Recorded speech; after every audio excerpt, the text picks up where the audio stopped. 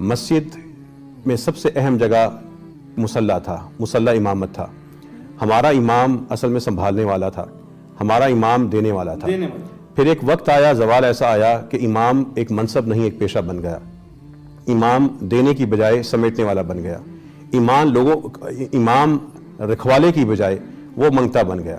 امام لوگوں کا مداوع کرنے کی بجائے خود شکوہ گر بن گیا. یہ ایک زوال تھا، اور زوال کی ایک بدترین شکل ہمارے معاشرے میں آج بھی موجود ہے. ہم نے امام کو بجائے ہم اس کی اقتداء کریں، ہم نے اس کو مقرر کر کے اس کو ہٹانا شروع کر دیا. یہ ایک زوال ہے. اس زوال سے ہمیں نکلنا ہوگا. ہمیں کبھی تو اب اپنے عروج کی طرف پلٹنا ہوگا، اور اللہ تعالیٰ کی توفیق سے یہ عروج کی طرف پلٹنا، یہ زوال سے نکلنے کا عمل شروع ہو چکا ہے.